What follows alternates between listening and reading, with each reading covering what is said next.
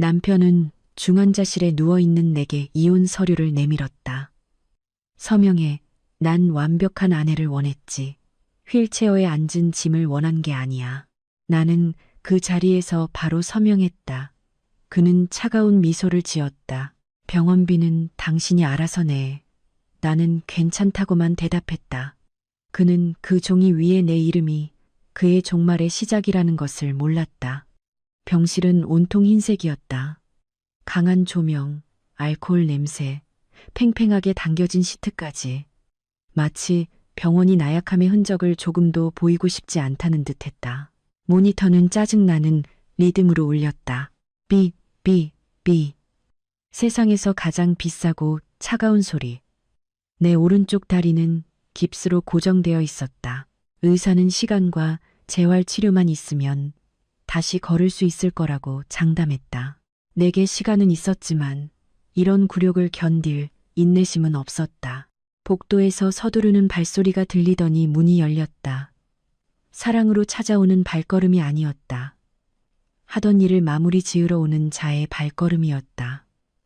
그가 먼저 들어왔다. 나를 제대로 쳐다보지도 않았다. 손에는 서류가 든 싸구려 갈색 봉투가 들려 있었다. 그의 뒤로 시어머니가 나타났다. 마치 세상이 무너진 사람처럼 핸드백을 꽉 쥔 채 내 눈을 피했다. 입술은 떨렸지만 아무 말도 하지 않았다. 남편은 의자를 시끄럽게 끌어와 침대 옆 탁자에 봉투를 올려놓았다. 펜은 줄에 묶여 있었다. 마치 펜마저 포로로 잡힌 것처럼 그는 천천히 봉투를 열었다.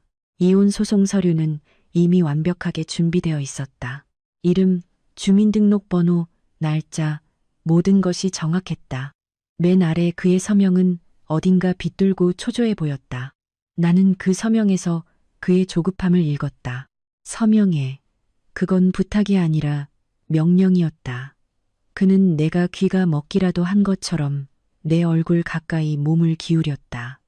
난 완벽한 아내를 원했지. 휠체어에 앉은 짐을 원한 게 아니야.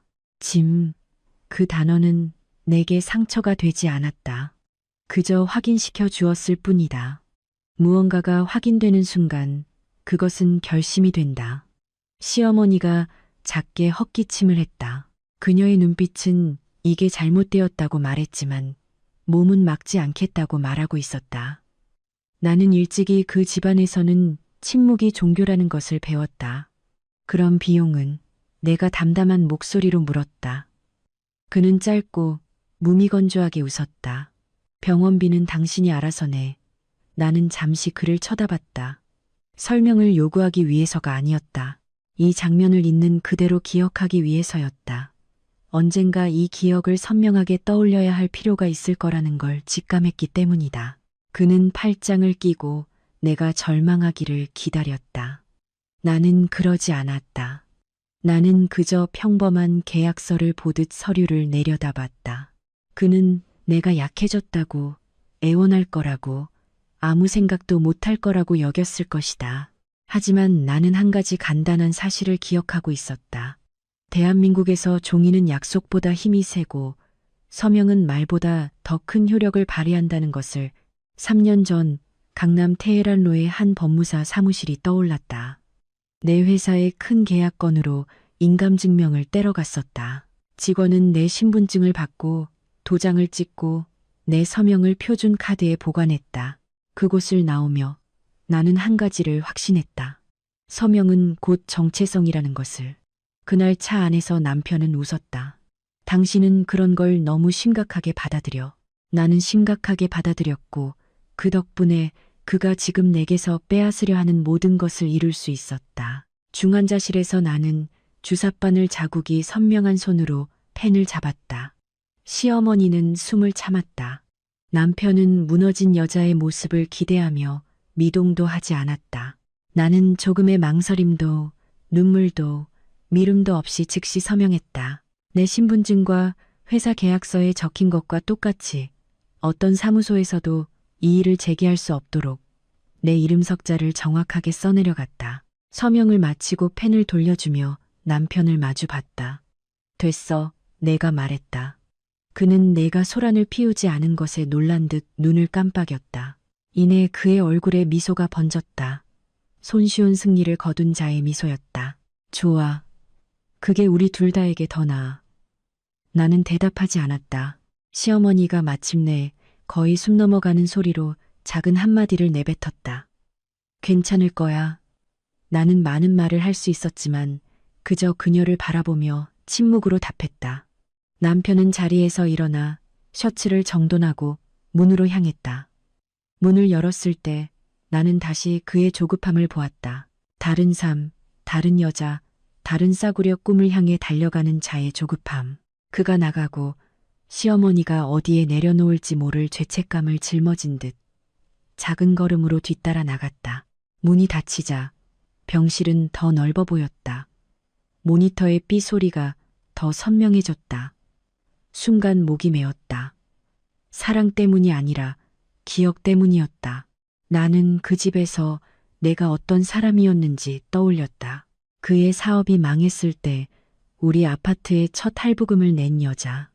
그의 아버지가 돌아가셨을 때 장례식장에서 그의 손을 잡아준 여자. 시어머니가 의료보험이 끊겼을 때 약을 사다 드린 여자. 가족 모임에서 평화를 지키기 위해 온갖 농담을 삼켰던 여자. 그럼에도 불구하고 나는 짐이 되었다. 나는 눈을 감고 심호흡했다. 옆집 이영자 아주머니의 목소리가 머릿속에 떠올랐다. 거의 예순인 그녀는 다정함과 진실을 섞어 말하곤 했다. 아가, 떠나려는 남자는 보내줘. 하지만 내 존엄성까지 들려보낼 필요는 없어. 나는 호출 버튼을 눌렀다. 어떤 컨실러로도 가려지지 않는 다크서클을 한 젊고 지친 간호사가 들어왔다. 괜찮으세요, 환자분? 네, 내 목소리는 지나치게 차분했다. 지금 병원 원무과와 통화하고 싶어요. 그리고 제 핸드폰 좀 갖다 주세요. 그녀는 망설였지만 핸드폰을 가져다 주었다. 손에 쥐어진 핸드폰의 무게가 마치 열쇠처럼 느껴졌다. 연락처 목록을 열어 몇 달간 전화하지 않았던 이름을 찾았다. 강지영 변호사, 내 변호사였다. 통화 버튼을 눌렀다. 그녀가 전화를 받았을 때 나는 무너지지 않았다. 나는 단호하게 말했다. 강 변호사님, 그 사람이 중환자실에서 이혼 서류를 줬어요. 그리고 저는 제대로 서명했습니다. 수화기 너머로 짧은 침묵이 흘렀다. 이윽고 그녀의 낮고 단호한 목소리가 들려왔다. 그렇다면 그는 방금 자신이 가장 숨기고 싶었던 것을 당신에게 선물한 셈이군요. 나는 닫힌 문을 바라보며 마치 승리한 것처럼 떠나는 남편의 모습을 상상했다. 그리고 작고 차가운 미소를 지었다. 그 사람이 이걸 이해하게 만들고 싶어요. 내가 천천히 말했다. 서류 위에 내 이름이 결혼의 끝이 아니라 계산의 시작이라는 것을요. 나는 전화를 끊었다. 병원에서는 모든 것이 기록된다. 시간, 이름, 증인, 서류, 서명, 그리고 그 봉투 안에는 내 이름 외에 그의 이름 전부가 적혀 있었다. 그가 계좌를 열고 계약서에 서명하고 진지한 사람처럼 보이기 위해 사용하는 이름. 이제 그 이름은 그가 진짜 어떤 사람인지 증명하는 데 쓰일 것이었다. 나는 무너지지 않았다. 나는 깨어나고 있었다. 그리고 그는 내가 이미 무엇을 손에 쥐고 있는지 전혀 알지 못했다. 서류 위의 이름은 첫 번째 조각일 뿐이었다. 고통이 내 다리에만 머물 줄 알았는데 주소를 옮긴 모양이었다. 사랑했어와 넌 날 경멸했어 사이의 공간, 내 목구멍에 자리 잡고 있었다. 다음 날 아침, 나는 여전히 같은 모니터 소리와 함께 가슴에 내려앉은 이상한 무게감을 느끼며 잠에서 깼다. 숨이 막히는 것이 아니었다. 그건 수치심이었다. 그 결혼 생활에 나를 맞추기 위해 스스로를 얼마나 작게 만들었는지를 떠올리는 데 대한 수치심. 간호사가 일찍 들어와 블라인드를 조금 열자 서울의 아침 햇살이 병실로 쏟아져 들어왔다. 마치 바깥 세상은 내 인생과 아무 상관없다는 듯이 오늘은 좀 어떠세요? 그녀가 링거를 만지며 물었다. 괜찮아요. 나는 대답했다. 거짓말이었지만 나를 온전하게 지켜주는 거짓말이었다. 그녀는 무언가를 기록하고 침대를 조절하고 나갔다.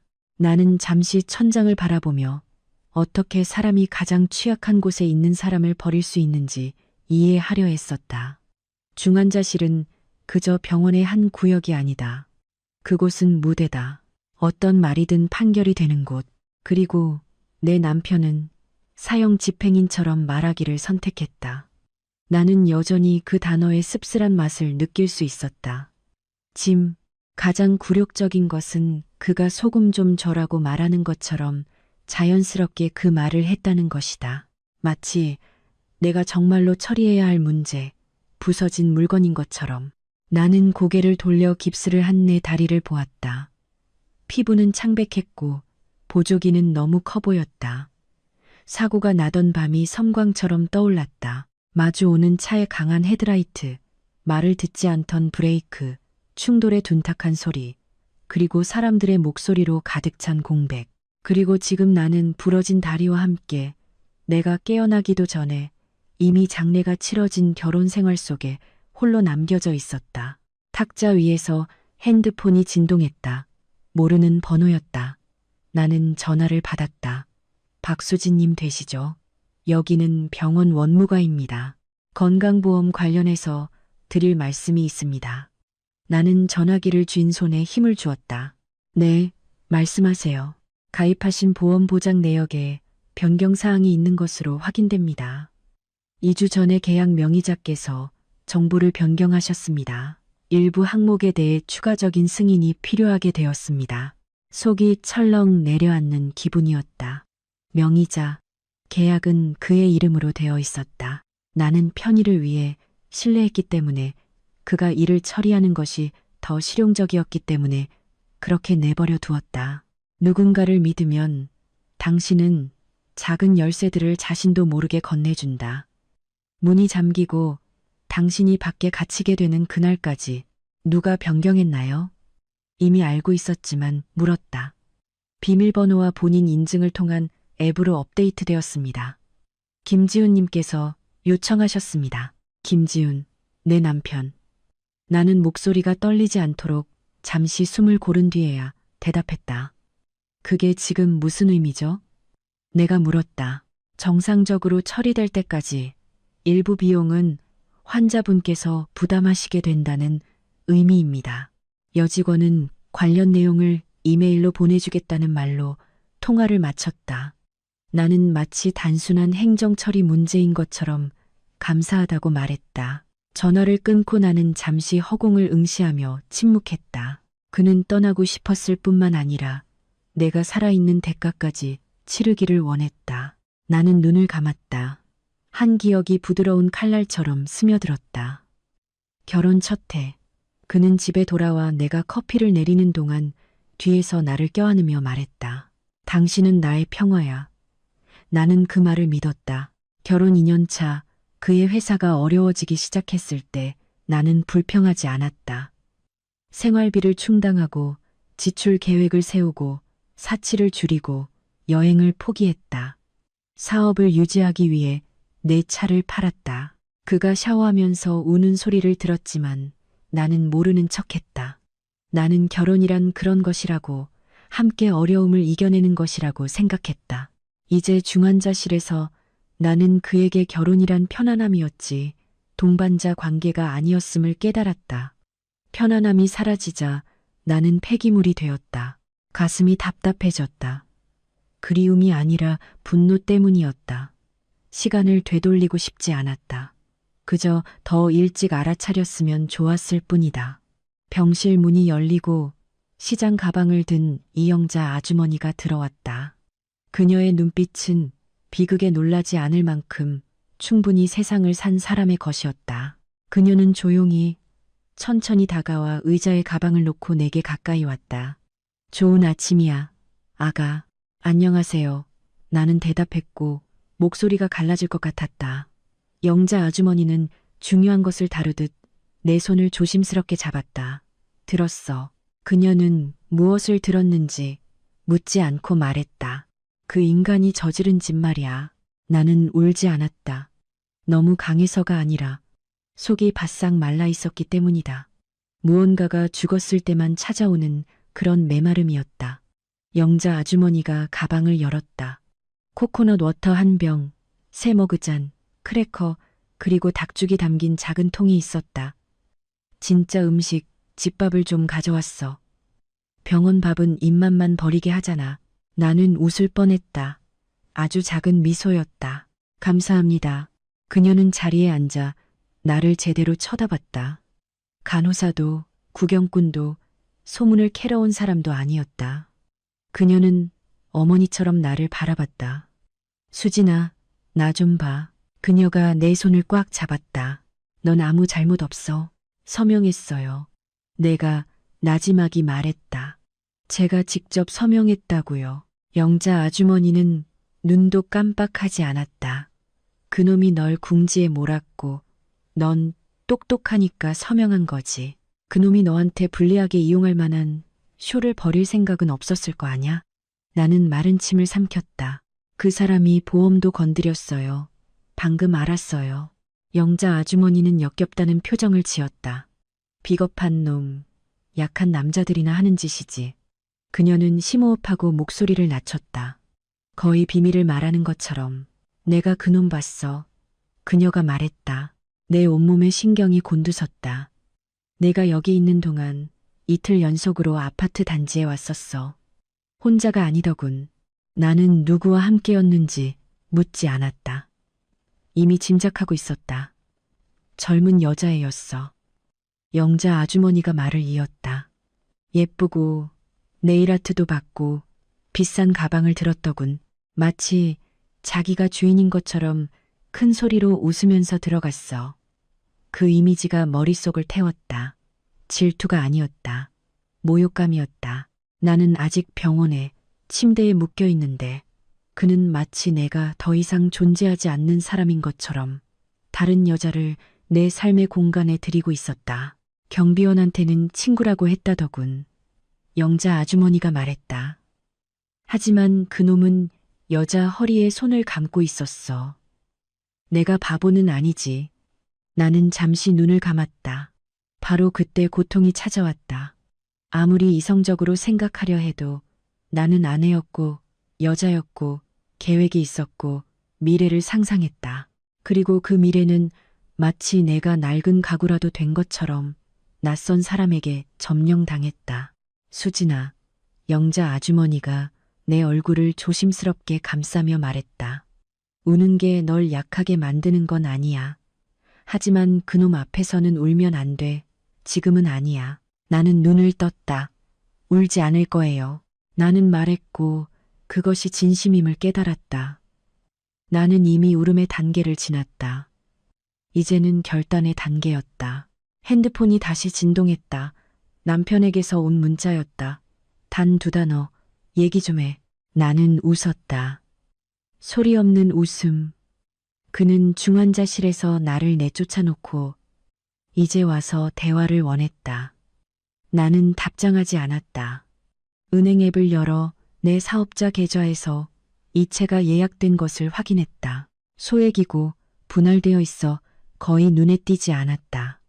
혼란 속에서 누구도 알아채지 못할 그런 종류의 금액. 하지만 나는 알아챘다. 화면을 스크롤하자 2건, 3건의 이체가 더 있었다. 내가 모르는 계좌로의 이체였다. 심장이 지나치게 차분해졌다. 나를 짐이라고 불렀던 바로 그 남자가 내 회사를 현금 인출기처럼 사용하고 있었다. 나는 다시 강 변호사에게 전화했다. 그녀는 빨리 받았다. 전화하실 줄 알았습니다. 그 사람이 건강보험을 건드렸어요. 내가 말했다. 그리고 회사 계좌에서 이체가 예약되어 있고요. 강 변호사가 심호흡했다. 그는 자기 것이라고 생각하는 것들을 비우려고 하는 겁니다. 하지만 아니잖아요. 내가 말했다. 네, 아닙니다. 그녀가 확인해 주었다. 나는 눈을 감고 아마도 빌린 아파트에서 누군가와 축배를 들며 이겼다고 생각하고 있을 그를 상상했다. 나는 천천히 말했다. 한 가지만 간단하게 설명해 주세요. 변호사님. 법률 용어 말고요. 마치 제가 영자 아주머니인 것처럼요. 강 변호사가 짧게 웃었다. 좋아요. 이렇습니다. 그는 당신이 약해졌을 때를 노렸어요. 하지만 당신은 제정신으로 이름 전부를 써서 제대로 서명했죠. 그것만으로도 당신이 무능력한 상태였다는 그의 주장을 무력화시킵니다. 게다가 그가 그 순간에 서명을 강요했다는 사실은 그의 의도, 조급함, 잔인함을 증명하는 데 도움이 됩니다. 이름은요, 내가 물었다. 서류에 적힌 그의 이름 전부가 앵커입니다. 실존 인물이죠. 주민등록번호, 서명, 날짜. 그는 나중에 자기가 아니었다고 말할 수 없습니다. 법무사 사무실과 같아요. 정확한 이름, 정확한 사람, 정확한 책임. 나는 작고 차가운 미소를 지었다. 그럼 그 사람이 느끼게 해줄 거예요. 내가 말했다. 무엇을요? 강 변호사가 물었다. 내가 짐이 아니라는 것을요. 나는 전화를 끊고 영자 아주머니를 바라봤다. 그녀는 내 표정만 보고도 알아차렸다. 어떻게 할 거니, 아가? 나는 가장 간단하게 대답했다. 이제 착한 사람 노릇은 그만할 거예요. 영자 아주머니는 마치 내가 필요했던 축복인 것처럼 고개를 끄덕였다. 그럼 제대로 해. 나는 심호흡하고 물리치료사를 불렀다. 그녀가 들어오자 나는 지지대를 부탁하고 일어서려고 했다. 통증이 불길처럼 치솟았다. 손이 떨렸다. 거의 넘어질 뻔했다. 나는 그 힘겨움 속에서 낮고 단호한 내 목소리를 들었다. 나는 다시 걸을 거야. 물리치료사가 나를 조심스럽게 부축했다. 한 걸음씩이요. 나는 한 걸음을 내디뎠다. 그리고 그 걸음 속에서 나는 단지 내 몸뿐만 아니라 내 인생이 돌아오고 있음을 느꼈다. 병원 밖에서 내 남편은 내가 갇혀 있다고 생각했지만 나는 이미 빠져나가기 시작했다. 그리고 내가 나갔을 때 나는 소리치거나 부탁하지 않고 오직 사실만으로 그의 면전의 문을 닫아버릴 것이었다. 그리고 그는 아직도 자기가 내 침대에 던진 그 봉투가 끝이 아니라 자기 실수의 영수증이었다는 것을 이해하지 못했다. 나는 언제나 복수란 소리를 지르고 접시를 깨고 공개적으로 망신을 주고 길거리에서 추문을 일으키는 것이라고 생각했다. 하지만 강 변호사는 내게 결코 잊을 수 없는 한 가지를 가르쳐 주었다. 대한민국에서 가장 값비싼 복수는 침묵 속에서 이루어진다는 것. 왜냐하면 그 복수는 관인과 접수 번호와 날짜와 시간을 동반하며 아무도 그것을 지울 수 없기 때문이다. 그날 오후가 끝날 무렵 나는 이미 두 가지 결정을 내렸다. 첫째, 다시는 그와 메신저로 다투지 않을 것이다. 둘째, 그가 결코 통제할 수 없었던 한 가지를 가지고 이 병원을 나갈 것이다. 점심 식사 후 물리치료사가 다시 왔다. 그녀는 내 허리의 밴드를 조절하고 목발을 올바른 위치에 놓아주었다. 오늘은 좀 더 오래 서 있는 연습을 할 거예요. 그녀가 말했다. 나는 심호흡했다. 바닥은 너무 멀게만 느껴졌다. 마치 계단 없는 건물에서 내려오려는 것 같았다. 일어서자 통증이 뜨거운 충격처럼 치솟았다. 순간 시야가 어두워졌다. 등에서 식은땀이 흘렀다. 진정해요. 그녀가 단호하게 말했다. 할 수 있어요. 나는 지지대에 손을 얹고 숨을 참았다. 그 순간 나는 웃고 있던 남편을 생각했다. 병원비는 당신이 알아서 내. 나는 상처 입은 내 몸을 짐이라고 부르던 그를 생각했다. 그리고 내 안에 무언가가 조용해졌다. 슬픈 게 아니라 고요했다. 마치 연약한 부분을 꺼버리는 스위치처럼. 나는 한 걸음 더 내디뎠다. 그리고 다시 앉았을 때 승리감이 아니라 방향을 느꼈다. 핸드폰이 진동했다. 은행 지점장에게서 온 문자였다. 나는 그에게 연락한 기억이 없었다. 몇 달 전, 내가 해외 출장 시 사업자 관련 업무를 처리하기 위해 법무사 사무실에서 만들어 두었던 위임장이 떠오르기 전까지는 법적으로 대단한 서류는 아니었다. 그저 사업가들이 일을 막힘없이 처리하기 위해 만들어두는 종류의 서류일 뿐이었다. 나는 잊고 있었다. 내 남편도 마찬가지였다. 박 대표님 예약된 이체 내역이 보입니다. 보류해 드릴까요? 나는 천천히 눈을 감았다. 거기에 서류 위 이름의 첫 번째 효과가 있었다. 제대로 서명하고 온전한 정신임을 보여주면 당신은 다시 당신 이야기의 주인이 되고 사람들은 당신을 진지하게 대하기 시작한다. 나는 답장했다. 오늘 모든 이체 보류해주세요. 그 후 나는 박 부장, 내 회계사에게 전화했다. 그는 40대 중반의 차분한 남자로 항상 마치 신과 회의하는 것처럼 낮은 목소리로 말했다. 박 부장님, 지금 예약된 모든 이체 내역을 확인해 주세요. 그는 이유를 묻지도 않고 바로 말했다. 네, 지금 확인하겠습니다. 그가 분석하는 동안 나는 건강보험사에서 온 이메일을 열어 내역을 확인했다. 연락처 변경, 지급 승인 조건 변경, 청구서 주소지 변경, 모든 것이 2주 동안 이루어졌다. 내가 일하는 동안 내 결혼 생활이 정상이라고 믿는 동안에 영자 아주머니는 커피 한 잔을 들고 내 옆에 있었다. 그 잔으로 누군가를 때리고 싶어하는 눈빛으로 그놈은 네가 가만히 있을 거라고 생각해서 그런 짓을 한 거야. 그녀가 말했다. 내가 죽을 거라고 생각했기 때문이겠죠. 나는 감정 없이 정정했다. 영자 아주머니는 입을 살짝 벌린 채 나를 쳐다봤다. 나는 더 낮은 목소리로 말을 이었다. 그리고 내가 반격하는 걸 부끄러워할 거라고 생각했겠죠. 바로 그 순간 강 변호사에게서 전화가 왔다. 나는 받았다. 수진 씨, 만약을 위해 사업자 계좌의 모든 거래를 중지 요청해 두었습니다. 은행에서 본인 확인 전화가 갈 겁니다. 이미 전화 왔어요. 내가 대답했다. 좋아요. 그녀의 목소리는 더 단호해졌다.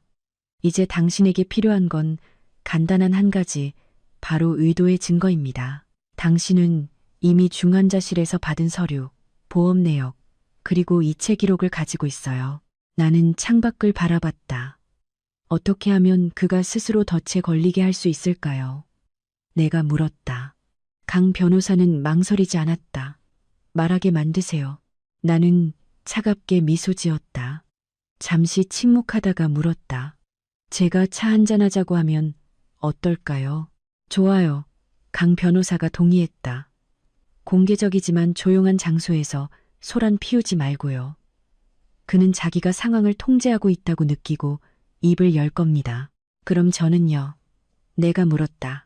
당신은 그냥 듣기만 하세요. 강 변호사가 숨을 내쉬었다.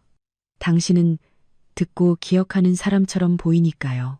나는 전화를 끊고 영자 아주머니를 바라봤다. 그 사람 만날 거예요. 영자 아주머니는 거의 의자에서 벌떡 일어날 뻔했다. 혼자 가면 안 돼. 혼자 안 가요. 내가 말했다. 하지만 그가 알 필요는 없죠. 그날 밤 나는 남편에게 단 하나의 메시지를 보냈다. 아주 순진해 보이는 메시지였다. 알았어. 내일 5시 인사동 찻집에서 봐. 그는 1분도 안 되어 답장했다. 좋아, 좋아. 그는 항상 그 말을 좋아했다. 마치 인생이 예쁜 필터고 곁에 있는 아내는 장식품이라도 되는 것처럼. 다음 날 나는 이미 일반 병실에 있었다. 여전히 아프고 움직이기 힘들었지만 위험할 정도로 정신은 맑았다. 나는 환자처럼이 아니라 자신의 존재에 대해 사과하지 않는 여자처럼 차려입었다. 머리는 단정하게 묶고 가벼운 화장과 차분한 립스틱을 발랐다. 좋은 소재의 블라우스를 입었다. 그와 같은 남자들은 자신들이 버린 여자가 당당하게 나타나면 겁을 먹는다는 것을 알았기 때문이다. 물리치료사가 나를 휠체어에 앉히는 것을 도와주었다. 정말 외출하시겠어요? 그녀가 물었다. 네, 내가 대답했다. 오늘은 내면의 걸음을 걸어야 해요. 영자 아주머니는 입구까지만 동행했다. 찻집 안으로는 들어오지 않고 보호하는 그림자처럼 차 근처에서 기다렸다. 인사동의 찻집은 오래되었지만 동시에 우아했다. 작은 테이블, 고풍스러운 타일, 나지막이 대화하는 사람들, 아무도 소란을 피우지 않는 곳, 모두가 교양을 가장하는 곳이었다. 남편은 이미 와 있었다. 잘 다려진 셔츠, 비싼 시계, 강한 향수. 그는 나를 보고 일어서며 걱정하는 척했다. 쉬고 있어야지. 그는 마치 여전히 내게 권위가 있는 것처럼 말했다. 나는 차분하게 미소 지었다. 쉬고 있어. 그는 내가 처음부터 역겨움을 느꼈던 그 눈빛으로 휠체어를 쳐다봤다. 연민이 아니었다. 혐오였다. 그는 자리에 앉아 에스프레소를 주문했다. 나는 물을 시켰다. 그가 가볍게 웃었다. 당신은 항상 절제되어 있었지. 차 마실 때조차도 나는 마치 어린아이를 관찰하듯 그를 쳐다봤다. 원하는 게 뭐야? 내가 단도직입적으로 말했다. 그는 내가 연극을 잘라버린 것에 놀랐다. 그리고는 바로 본론으로 들어갔다. 그와 같은 남자들은 항상 그랬으니까. 이 일을 빨리 소란 없이 해결하고 싶어. 당신도 서명했으니 각자 갈 길 가면 되는 거야. 물론이지, 내가 대답했다. 그는 조금 안심했다. 그리고 안심하면 말이 많아졌다. 변호사까지 끌어들일 필요는 없잖아. 그가 말했다. 나눌 수 있는 것만 나누고 끝내자고. 나는 목소리를 평탄하게 유지했다. 나눌 수 있는 게 뭔데? 내가 물었다. 그는 웃었다. 관대하게 구는 척하는 사람의 미소였다. 예를 들면 회사. 나는 가슴속 공기가 얼음으로 변하는 것을 느꼈지만 표정은 변하지 않았다. 회사라고? 내가 되물었다. 응. 그는 마치 당연한 일인 것처럼 핸드폰을 만지작거렸다. 내가 도와줬잖아. 내가 당신 곁에 있었고. 나는 고개를 살짝 기울였다. 당신은 필요할 때만 내 곁에 있었지. 내가 말했다. 그의 눈이 가늘어졌다. 수진아, 이러지 마. 그의 목소리가 더 딱딱해졌다. 내가 일부를 받을 자격이 있다는 거 알잖아. 거기에 있었다. 그의 진실은 언제나 이것이었다. 사랑이 아니라 지분이었다. 나는 물컵에 손가락을 기댔다. 당신은 자격이 있지. 내가 부드럽게 말했다. 당신이 이룬 것만큼 정확하게 받을 자격이 있어. 그는 내가 굴복했다고 생각하며 다시 미소 지었다. 그래, 그거야. 합리적이네. 그가 몸을 기울였다. 봐, 중환자실에서는 내가 좀 심했던 거 알아. 하지만 당신도 이해하잖아. 난 젊고 내 인생을 살아야 해. 당신은 예전처럼 돌아갈 수 없을 거고. 나는 그 말을 비오는 소리처럼 들었다. 그리고 속으로 감사했다. 그의 모든 문장이 내 기반을 다지는 벽돌이 되었기 때문이다. 나는 그의 얼굴을 보며 마치 궁금하다는 듯이 물었다. 건강보험 건드렸어? 그는 눈을 깜빡였다. 아주 잠깐. 그의 통제력이 흔들렸다. 무슨 보험? 나는 미소 지었다. 내 거. 병원 보험 말이야. 보장 내용도 바뀌고 승인 조건도 연락처도. 흥미로운 우연이지. 그는 짧고 거짓된 미소를 지었다. 아, 그건 시스템 오류일 거야. 나는 논쟁하지 않았다. 그저 같은 방식으로 차분하게 한 가지 더 물었다. 그럼 사업자 계좌에서 이체한 건? 이번에는 그가 심각해졌다. 무슨 소리야? 예약된 이체 말이야. 나는 잠시 멈췄다. 내가 모르는 계좌로. 그는 입을 열었다가 닫았다. 그리고 모든 죄인이 하는 짓을 했다. 공격했다. 지금 날 도둑으로 모는 거야? 나는 심호흡했다. 나는 묻고 있는 거야. 내가 말했다. 당신은 죄인처럼 대답했고 그의 얼굴이 굳어졌다. 당신 지금 편집증 환자 같아. 나는 동의하는 척 고개를 끄덕였다. 그럴 수도 있지. 나는 그의 아직 뜨거운 커피를 쳐다봤다. 아니면 그냥 산수일 수도 있고. 그는 의자에서 살짝 일어섰다. 화가 났지만 장소 때문에 자제했다. 수진아, 지금 나랑 싸울 힘이 있다고 생각해? 당신은 이런 상태인데. 이런 상태. 그는 다시 휠체어라는 말을 할 필요도 없었다. 눈으로 가리켰다. 나는 잠시 침묵했다. 그리고 그가 전혀 예상하지 못했던 단 한 가지를 했다. 나는 웃었다. 낮게 행복해서가 아니라 경멸의 웃음이었다. 나는 그를 쳐다보며 세상에서 가장 간단한 문장을 말했다. 넌 이해를 못하는구나. 김지훈? 그가 미간을 찌푸렸다. 뭐를? 나는 옆 사람이 듣지 못할 정도로 충분히 얼굴을 가까이 가져갔다. 나는 중환자실에서 제대로 서명했어. 나는 차갑게 미소 지었다. 그리고 당신은 서류에 당신의 이름 전부를 남겼고 그는 창백해졌다. 그리고 그 순간 나는 그의 눈에서 공포를 보았다. 그는 내가 사과를 구하는 것이 아니라 기록하고 있었다는 것을 깨달았기 때문이다. 그는 마른 침을 삼켰다. 수진아, 그가 말을 시작했다. 나는 손을 들어 말을 막았다. 이제 내 차례야. 나는 종업원에게 신호를 보내 물값을 계산하고 나가는 것을 도와달라고 요청했다. 그를 지나칠 때 나는 쳐다보지도 않고 말했다. 완벽한 아내를 원했지. 그럼 제정신인 여자를 어떻게 대해야 하는지 배워. 나는 이상한 가벼움을 느끼며 찻집을 나섰다. 밖에서는 영자 아주머니가 단호한 눈빛으로 나를 기다리고 있었다. 어떻게 됐어? 그녀가 물었다. 나는 나 자신에게도 무섭게 느껴질 만큼 차분하게 대답했다. 그 사람은 내가 필요했던 말을 전부 다 했어. 그리고 바로 그때 은행 지점장에게서 문자가 왔다. 이체 거래 중단되었습니다. 지시 기다리겠습니다. 나는 화면을 보며 정의의 첫맛을 느꼈다. 달콤하지 않았다.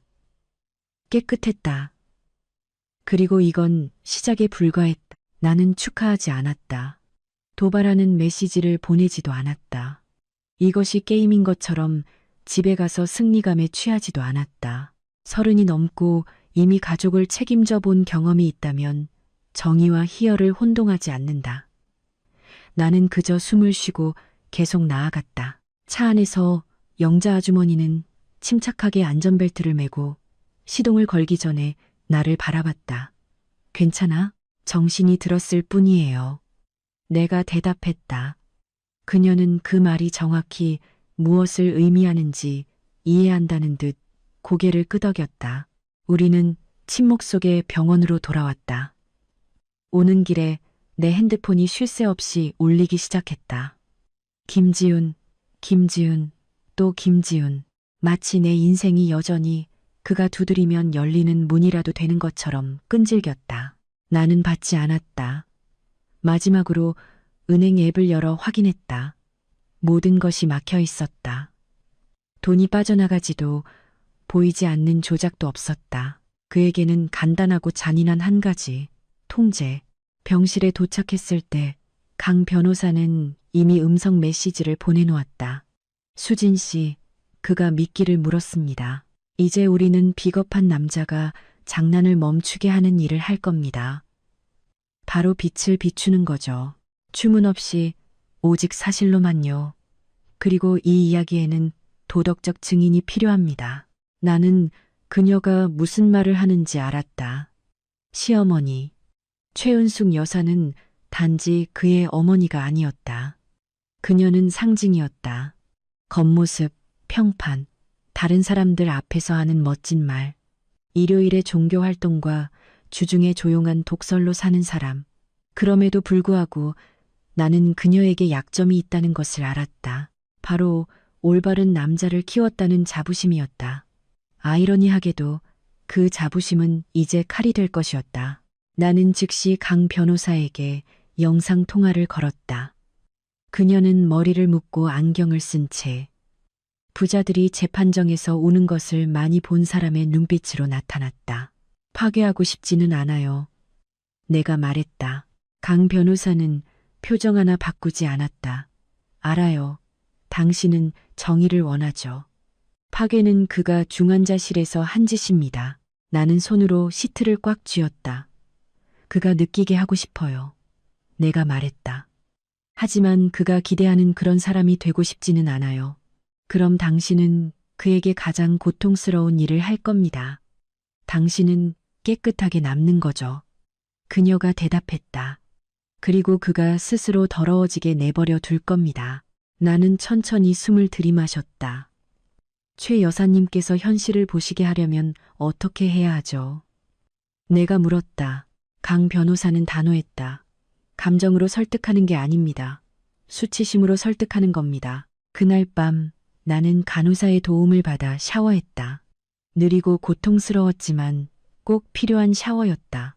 내 피부를 다시 내 것으로 느낄 필요가 있었다. 그 후 나는 사치스럽지는 않지만 단정한 옷을 입었다. 영자 아주머니는 내 다리보다 더 아픈 섬세함으로 내 머리를 빗어주었다. 내 엄마를 닮았구나. 그녀가 나지막이 말했다. 나는 눈물의 문을 열고 싶지 않아 대답하지 않았다. 강 변호사가 나를 데리러 병원에 왔고 우리는 함께 최 여사의 집으로 향했다. 그녀는 평창동의 전통적인 고급 주택가에 살았다. 가로수가 우거진 길, 모든 사람을 성으로 부르는 경비실, 다른 사람의 삶을 백미러로 훔쳐보는 이웃들. 평화가 아니라 쇼윈도를 가진 사람들이 사는 그런 곳이었다. 나는 휠체어의 도움을 받아 거실로 들어갔다. 최 여사는 옅은 색의 니트 블라우스를 입고 머리는 손질한 채 내가 입을 열기도 전에 이미 나를 미워하기로 결정한 얼굴로 서 있었다. 아가, 그녀가 억지로 친절을 가장하며 말했다. 병원에 있어야지. 몇 시간 동안 외출 허락받았어요. 내가 차분하게 대답했다. 김지우는 그곳에 없었다. 나는 일부러 그가 없는 시간을 택했다. 그와 싸우러 온 것이 아니었다. 그의 어머니를 그녀가 키운 아들 앞에 세우기 위해 온 것이었다. 최 여사는 안락의자에 앉아 다리를 꼬았다. 거실에서는 라벤더와 통제의 냄새가 났다. 그 애한테 들었다. 너희들끼리 다 해결했다고. 그녀가 말을 시작했다. 나는 그녀를 똑바로 쳐다봤다. 그 사람 방식대로 말했겠죠. 내가 말했다. 이제 저는 서류의 방식대로 말할게요. 서류라는 말에 그녀의 얼굴이 굳어졌다. 그녀는 현실이 문서가 되는 것을 혐오했다. 나는 가방에서 얇은 서류철을 꺼냈다. 극적인 것은 없었다. 그저 서류철일 뿐이었다. 그리고 그것을 탁자 위에 올려놓았다. 시간 많이 뺏지 않겠습니다. 내가 말했다. 어머님께서 세 가지만 알아주셨으면 해요. 최 여사가 턱을 치켜들었다. 세 가지라니. 첫째, 내가 말했다. 그 사람은 제게 중환자실에서 이혼 서류를 줬어요. 그녀가 입을 열었지만 나는 그녀가 말을 자르기 전에 계속했다. 중환자실에서요. 제가 침대에서 일어나지도 못하는 순간에요. 그는 저를 보며 말했어요. 난 완벽한 아내를 원했지. 휠체어에 앉은 짐을 원한 게 아니야. 거실의 침묵이 무거워졌다. 최 여사는 천천히 눈을 깜빡였다. 그 애가 그런 말을 했을 리가 없어. 그녀는 부인하는 것이 습관인 것처럼 반사적으로 말했다. 강 변호사가 공격적이지 않으면서도 단호한 목소리로 끼어들었다. 최 여사님, 병원은 방문 기록을 남기고 목격자도 있습니다. 게다가 이혼 서류는 그 시간에 서명되었습니다. 이것이 가지는 도덕적 무게를 이해하시겠습니까? 도덕적이라니. 최 여사가 짜증스럽게 되물었다. 그건 부부 사이의 문제야. 나는 아주 작게 미소 지었다. 그랬었죠. 내가 말했다. 그 사람이 이걸 굴욕으로 만들기 전까지는요. 최 여사는 핸드백 끈을 꽉 쥐었다. 나는 계속했다. 둘째, 그 사람은 제 건강보험을 건드렸어요. 그녀의 눈이 가늘어졌다. 거짓말이야. 나는 인쇄된 이메일을 꺼내 그녀에게 밀었다.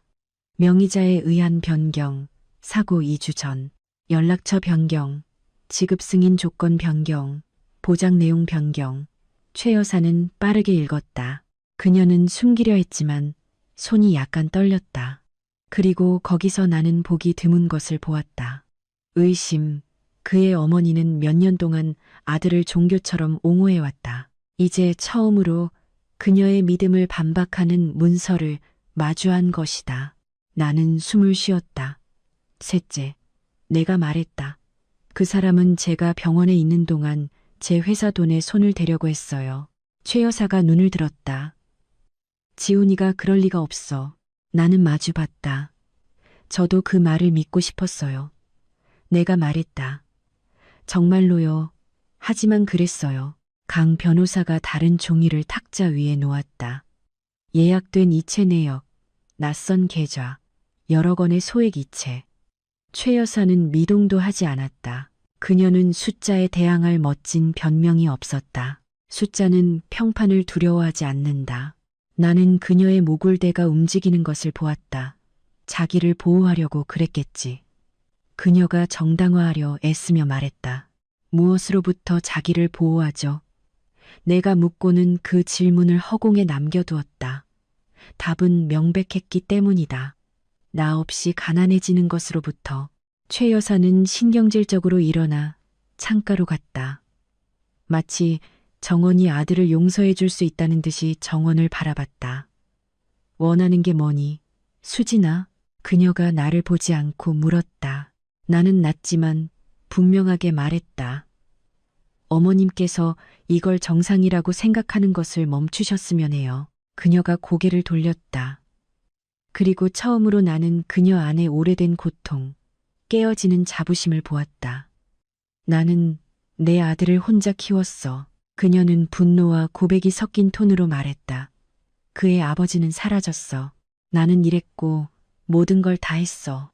나는 그 애를 누군가로 만들기 위해 키웠다고. 나는 잔인하게 굴지 않았다. 아무것도 문지르지 않았다.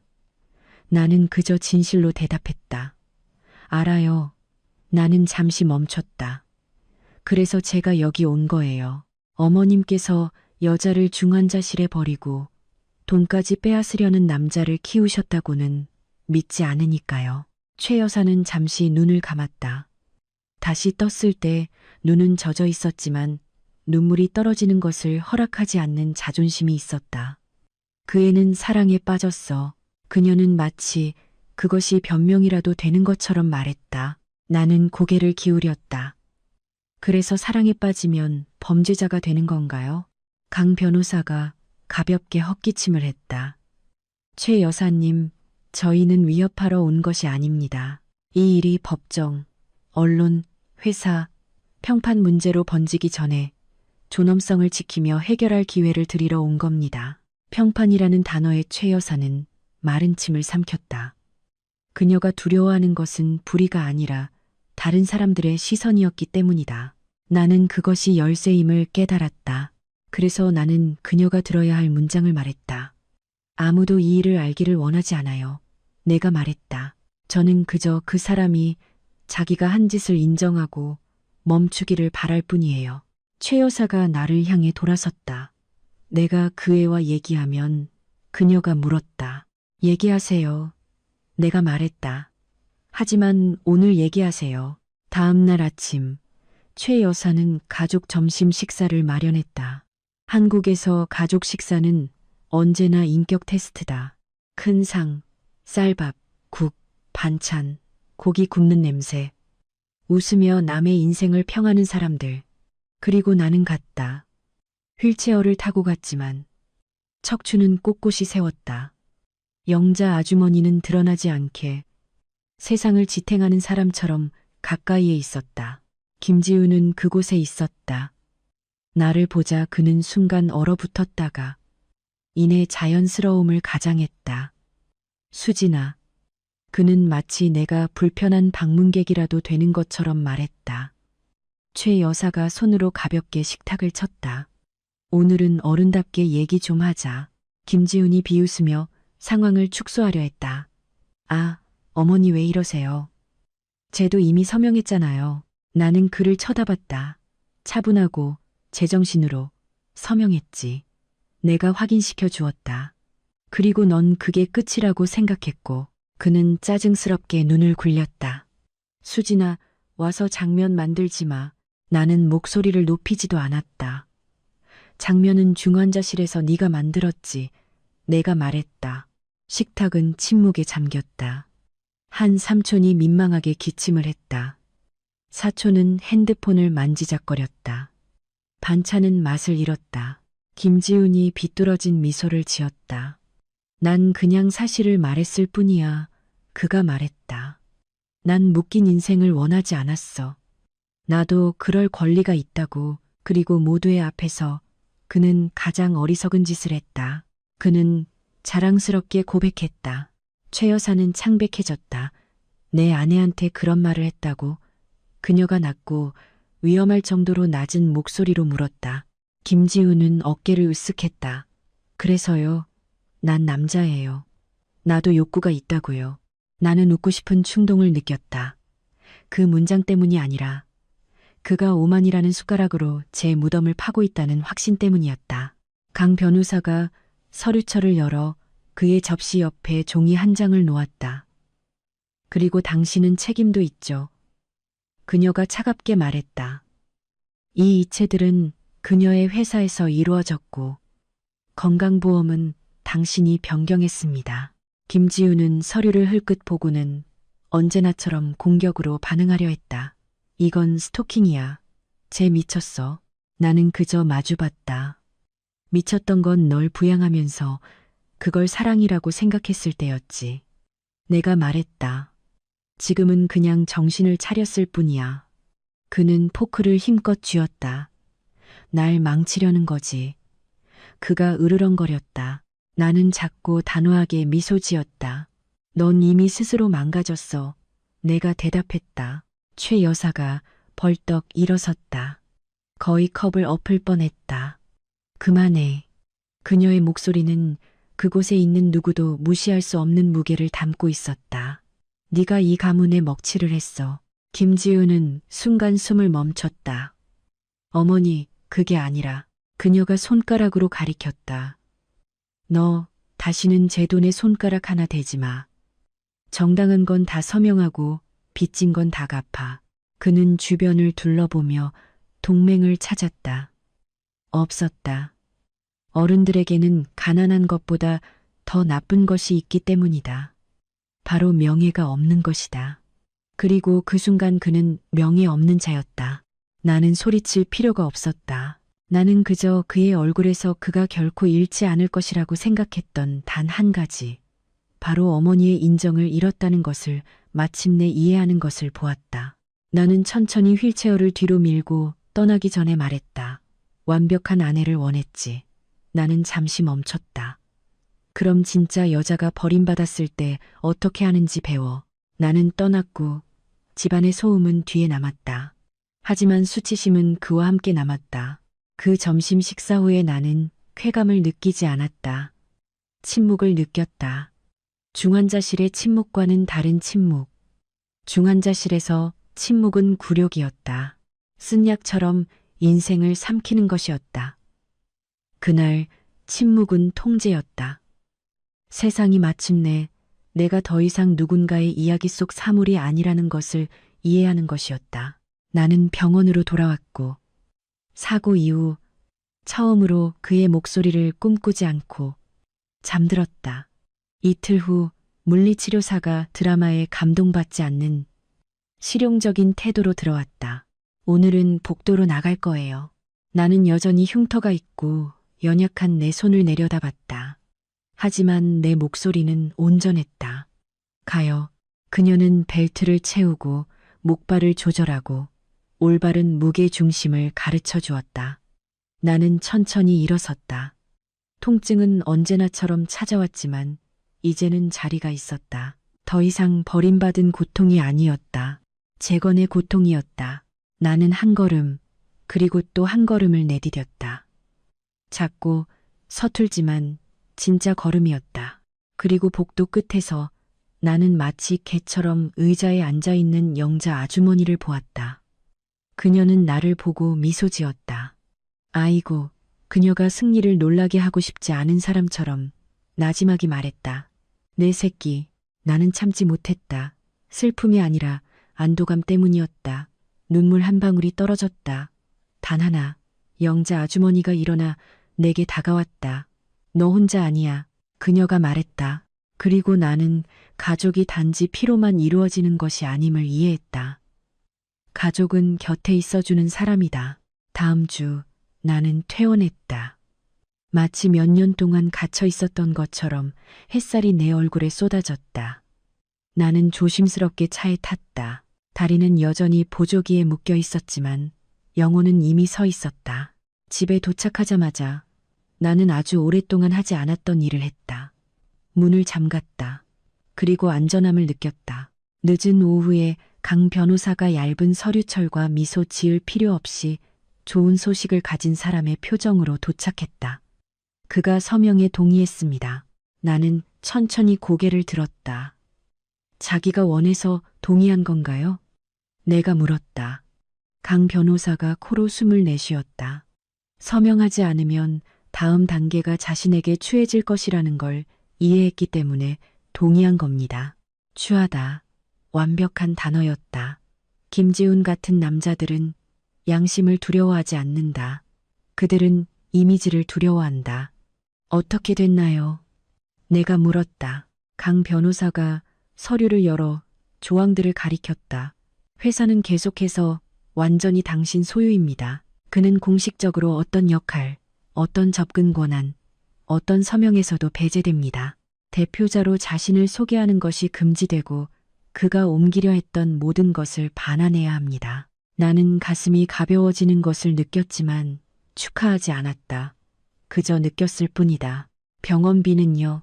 내가 물었다. 강 변호사가 눈썹을 치켜 올렸다.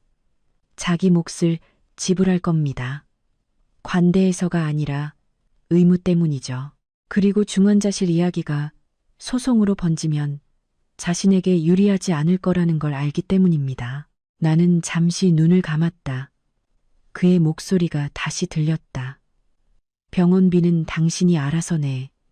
그리고 나는 아이러니를 보았다. 결국 그가 지불하게 될 것이었다. 그가 남자가 되기로 결심해서가 아니라 관인과 날짜가 있는 세상은 비겁자들이 영원히 장난치도록 내버려 두지 않기 때문이다. 더 있습니다. 강 변호사가 말했다. 나는 눈을 떴다. 은행이 모든 것을 기록했습니다. 거래 시도, 계좌, 반복, 이것은 흔적을 남깁니다. 그는 당분간 다른 사람에게 똑같은 짓을 할 수 없을 겁니다. 나는 그것이 무엇을 의미하는지 이해했다. 나는 단지 나 자신을 구하는 것이 아니었다. 그가 다음 사람에게 똑같은 사기를 치는 것을 막고 있었다. 그리고 그것은 내게 어떤 공개적인 망신보다 더 가치가 있었다.